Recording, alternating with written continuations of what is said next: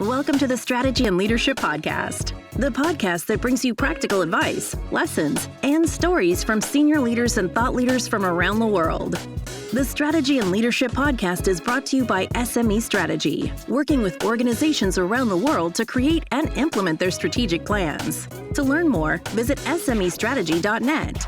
And now, your host, Anthony Taylor. Hey there, folks. Welcome to today's episode of the Strategy and Leadership Podcast. My guest today is Sidhu, who is the Chief Executive Officer at Customers Bancorp and the Executive Chairman of Customers Bank. Jay, how's it going today? Oh, it's great. Thank you. Excellent.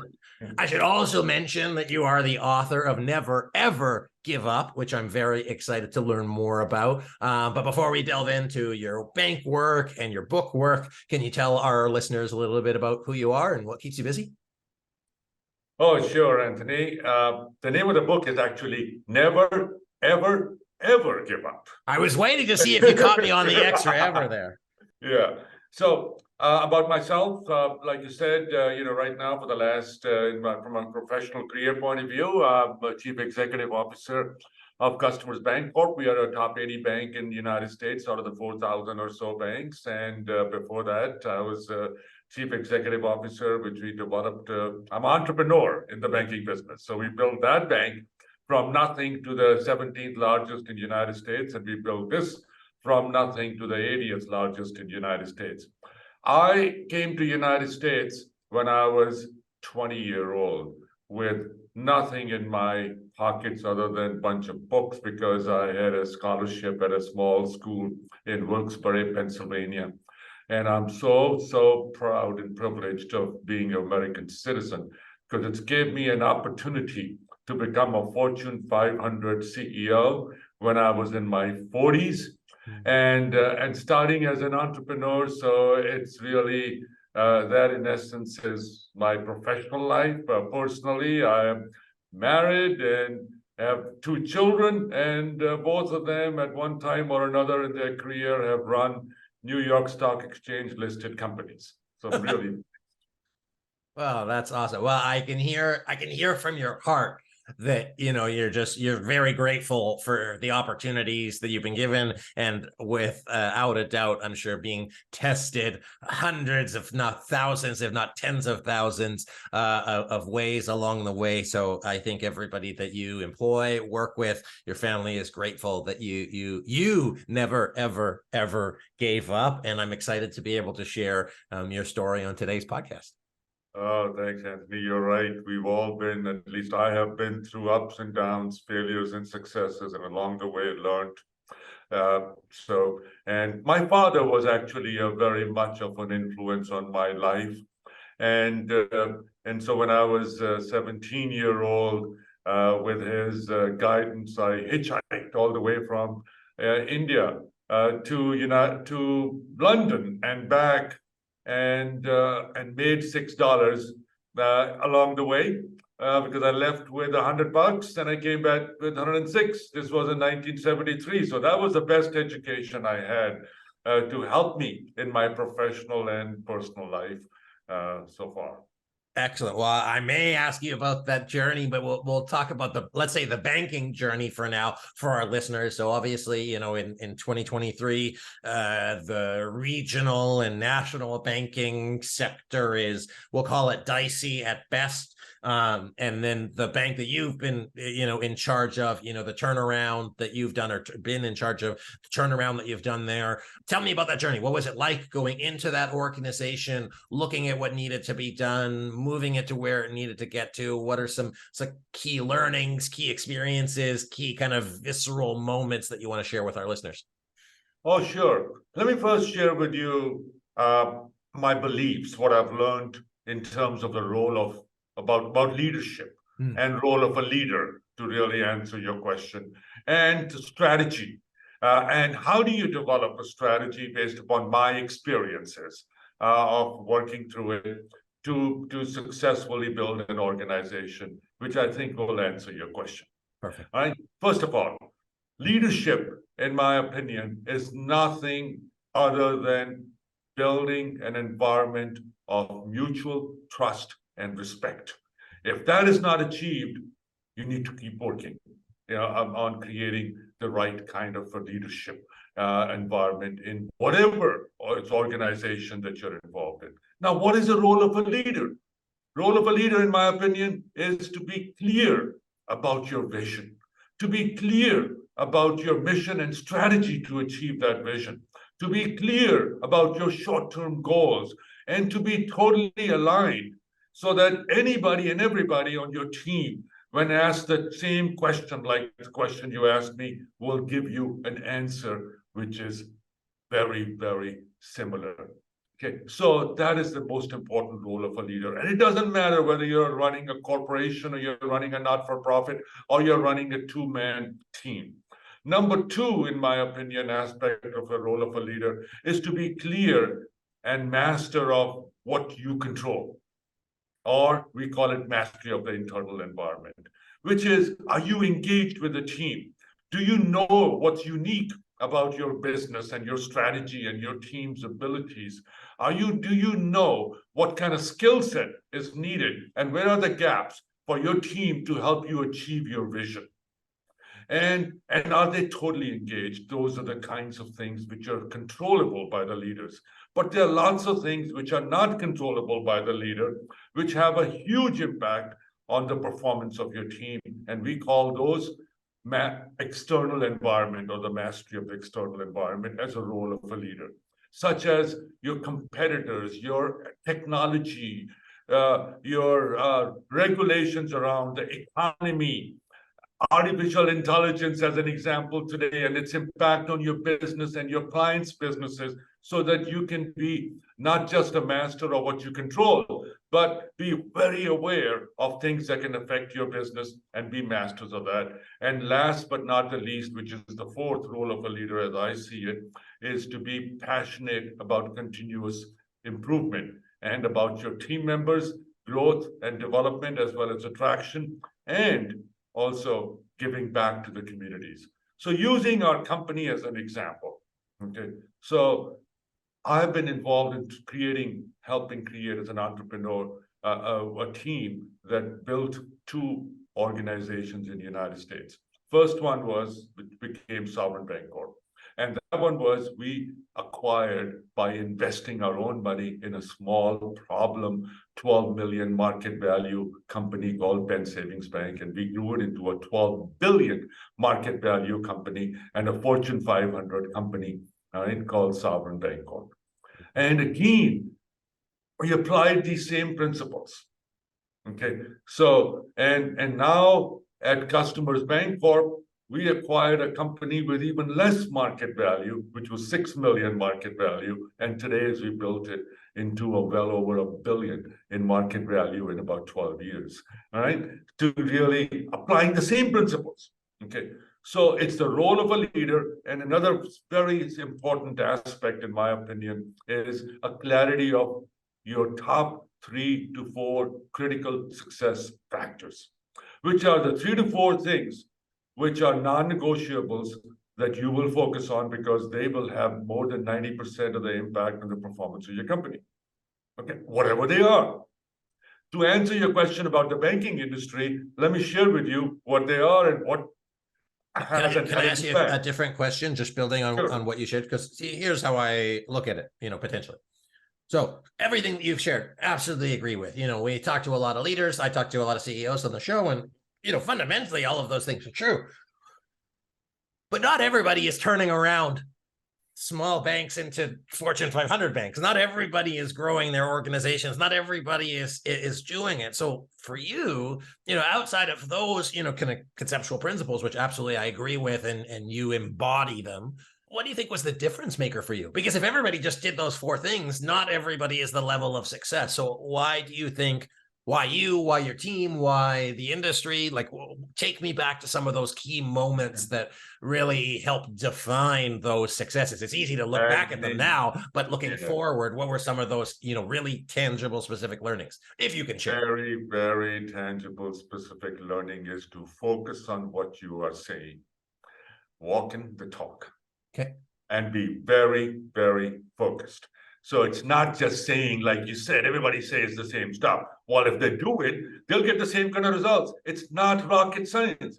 It is the consistency of performance and focus. Because if you can't answer, I said, I don't believe in anything, a list which is more than 4.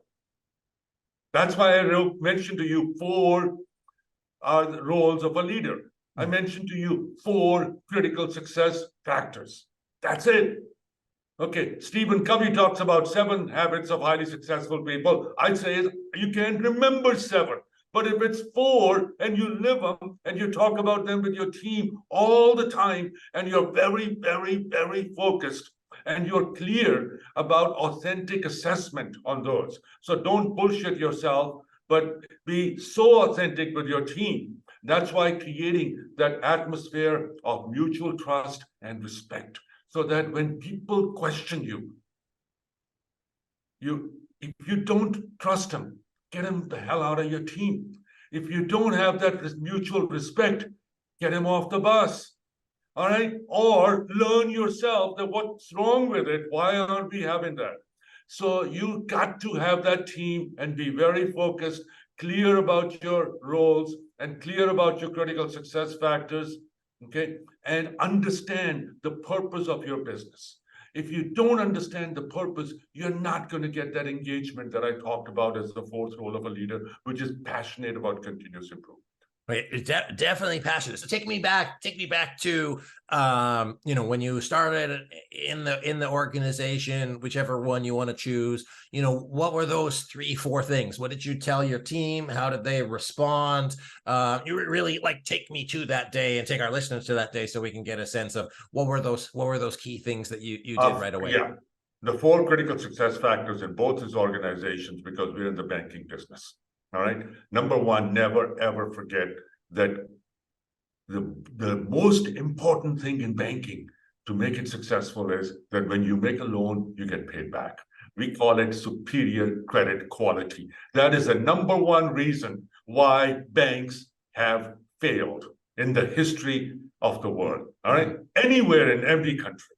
Number 2 is where you've got to charge more than what you pay for the raw material. Believe it or not, as simple as that is the number 2 reason why banks fail. All right. Look at Silicon Valley. Look at First Republic. All right. As an example, okay. Raw material comes in, which we call in bankers call it deposits. We sell that. We call it loans and investments. All right. So when you get your raw material and the prices of your raw material go up, but you sold it at a fixed price for 20 years fixed, okay, or your investment portfolio at Silicon Valley Bank and at First Republic Bank, mortgages, which were good credit quality, but they were locked up, all right, you get what you call a negative margin. And when you market to market, all right, you will have negative equity. As basic as those are the top 2 reasons why banks fail or they flourish. A third one is that let me jump in before that, just again for our listeners, because obviously not all of our listeners are in banking. But one of the things that I'd encourage you as a listener to look at is just look at your costs. And I think a lot of people who have become successful in business, they don't necessarily have that, call it financial acumen, and they might not actually know, or you or your team might not actually know your model at depth and scale. And you might be making assumptions. And so there was a company that I ran into, and their cost of acquisition and lifetime value was, or the cost of lifetime value was less than their cost of acquisition. So every time they added a new customer, they were losing money. So the faster they grew, the faster they went out of business. And that's because they didn't have a grasp of what was at the heart of their business. So make sure if you're taking a trip from London all the way back, at least make $6 on the deal is really what you want to No, that's right. But the third one is exactly what you're saying.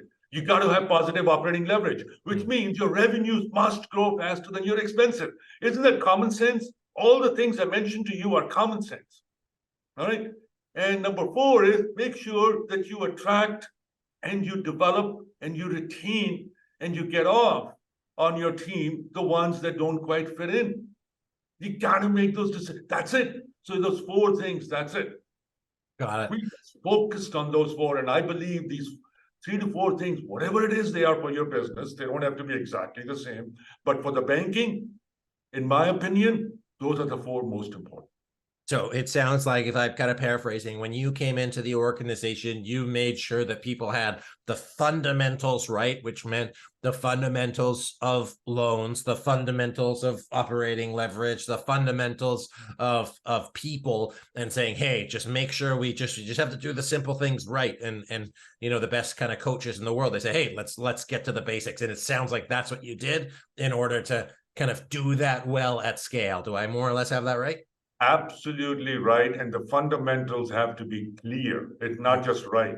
They have to be clear, absolutely clear. And you ask yourself, if we execute this, okay, you must have a vision. What will it take us, okay, to achieve our vision? And that's what helps you drive whatever those 3 to 4 things are. But in my opinion, you got to have those clarity about those, no more than 4 things that will make 95% of the difference in your performance. So what did you do to make that clear in your organization? How did you make sure that people heard it? How did you make sure that people knew about it? How did you make sure that that information was getting to the right people at the right time? First of all, what we did is collectively, we went through case studies. We don't have to be the smartest kids around, but we looked at the best performing companies and the worst performing in our industry. And what did we learn from them? What can we learn from them? So we don't have to reinvent the wheel. And then you have your team and everybody engaged. It's not the chief executive officer's job is not to lecture, but the chief executive officer's job is to get rid of the bureaucracy that creates obstacles towards execution. That's what I feel after the clarity of your vision. All right. And you've done the things which I just talked about in the role of a leader. So that's what we did. And my job then became the easiest job, okay, which is to really get rid of the bureaucracy, which prevents superior execution as companies grow. And it doesn't matter what business you're in. It is very, very important that you understand that the biggest impediment to successful execution are things that are controllable by you, and I'll just call them bureaucracy. Yeah, understood. So yeah, what I hear is, first you came into the organization, you helped kind of right the ship by making sure that people were clear on what the drivers of the business were, kept it really simple. You looked at the comparables to say, hey, what does good look like outside of our industry so that we can kind of replicate that internally. And then third, you really focused on not trying to do everything yourself, but in fact, just remove obstacles for your team to be successful in accomplishing those 3-4 things. And kind of goes back to like, hey, that was what you see as a leader, is making sure that people have the information that they need, that they can do their jobs, and they can do their jobs well and fast, and make sure that they're doing the right things at the right time at all times. And you got to be engaged with your team, and you got to be very focused, very, very focused. Absolutely. I also heard, it's clear in terms of how you're talking, like obviously very passionate, but also very, I don't know if direct is the word, but you just like you kind of say it how it is. And I think a lot of leaders these days, they have a hard time. It is a challenging environment. Don't get me wrong. There's a lot of different kind of things that can trap you or trip you up. But I think if you're really connected to who you are, what you're doing, why you're doing it, which is what I get from you today, that it makes it a lot easier to do that. Is that kind of absolutely right? And that's why I talked about authenticity is very important, and authentic self-assessment is very important in all of it. So as we slowly like land the plane here, as we look at, we started talking about your journey both as an entrepreneur and as an immigrant, and going through challenges, going through unique experiences, and doing things for the first time. And if you were talking to a young person in their career and journey that would aspire to be, either the on the board or on the executive team or leading a NASDAQ trade, I can't remember if you said NASDAQ traded stock, like your kids' companies or your own self, what kind of advice would you give them to just begin on that journey, which for you, started when you were young and you got to that place in their 40s. But now, somebody in high school or in really early management, early 20s, what would you tell them to do? Where should they get started? Anthony, in fact, that's my passion right now, is to reach 500,000 young people and inspire them to go for their dreams. All right. Good thing we're here then. Yes, here's what I would tell them. All right. That I just shared with you the role of a leader. But let me tell you, in my opinion, what are the 4 principles, in my opinion, that lead to a success. Chances are much higher that you will have a successful life. And that doesn't necessarily mean more money or achieving chief executive officer status. But number 1 is you must have the clarity of your dream. What do you want to achieve in life? All right. And that's very, very clear, a vision. Number 2 is you must be an authentic human being, because all great leaders are great human beings first.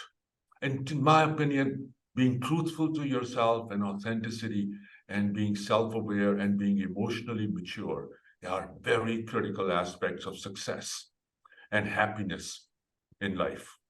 And happiness is a very important facet in life. Number 3 is whatever you're doing, you do it better than anybody expects you to do it. Okay, and this average and being mediocre and being satisfied in a 9-to-5 type of a thing, or as an example in a job, it doesn't cut it. In my opinion, the return on investment or return on the time for that little extra is 10x. And most people just stop with what's expected of them. You want to get to a great college? Do well beyond anybody's expectation. In school, the same way. It doesn't matter. And last, but not the least, in my opinion, is being passionate about continuous learning. Right? Something significant yet to do must always be in front of you. And give back and help others. Okay, these are the same 4. You can apply them in different ways to the business environment. It's basically so darn simple. All right. But the obvious isn't so obvious. The simple isn't so simple in the minds. But in my opinion, if you can just focus on some of these things, you have dramatically increased the chances of happiness and success in life. Excellent. And I think that the happiness piece is there. I think when I talk to a lot of youth, it's like, it's easy for you to be happy because, you're at the end of the journey or whatever it is. But I think it's, wherever you're at, you got to be happy with where you're at, not in the past and not in the future, because you'll miss life in the moment. So I think that everything that you've shared today, including the authenticity and the focus on learning, just helps you appreciate where you're at while going to where you want to go. Jay, as we finish up today, tell our listeners a little bit about your book and where can they learn more about you and your mission to help these future youths. So I've written a memoir, which is Never, Ever, Ever Give Up.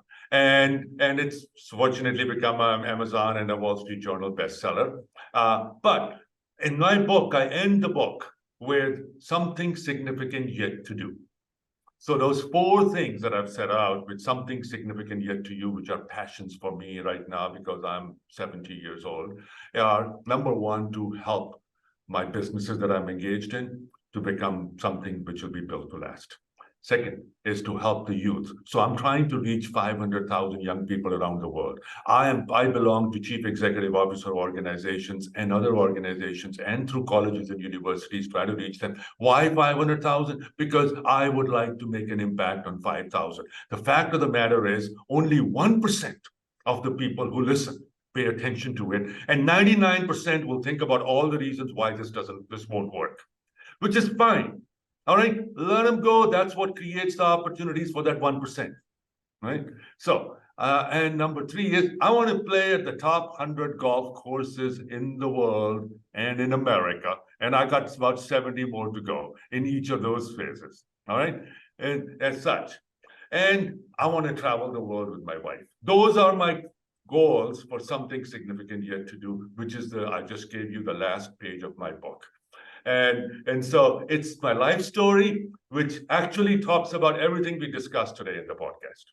Excellent. Well, I appreciate you sharing. I appreciate you coming on. I appreciate your passion that you is obviously, it's not a spark, it's a raging fire. So a lot left to do. I wish you the best of luck on getting to your 100 golf courses. For you, and actually for our listeners, I'll let you, typically we get about 6,000 people listen to an episode. Okay. So you're part of a community of 6,000, including YouTube and all the other stuff, which is pretty cool. And so Jay, you can add 6,000 to your list, and then call it 60 people listening will probably do something about it. And so you can take that 60 out of 5,000 and hopefully we make an impact with them today. One is very important. That's why I'm spending time with you. So absolutely. To be at least one. I'm with you. For our listeners, actually not for our listeners, for you listening, I do this for you. And it sounds like Jay does this for you because we have a passion to help you be successful, whatever that success is. So, yeah. And I would say is anybody who wants to learn more about some of this, please go to nevereverevergiveup.com. Nevereverevergiveup.com, jsidhu.com. Thank you, Jay, for being here today. It's been just a pleasure, and I appreciate the time. Same here. Thank you, Anthony. Folks, don't ever forget your passion, wherever you're at. There's passion for what you care about. There's passion for your people. And then as Jay shared with his leadership tips, just keep it simple. Focus on what moves the needle. Make sure everybody knows what that is. Just keep getting better and keep moving it forward. So Jay, thank you again for being here. Folks, thank you for listening. I appreciate it. I hope it made a difference in your life today and lives of your people. This has been the Strategy and Leadership Podcast. My name is Anthony Taylor. I'll see you next time.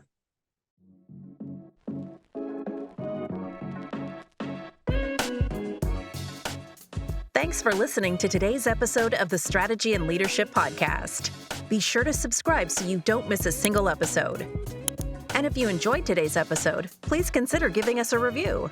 We appreciate you listening and following along, and we hope you have a wonderful rest of the day.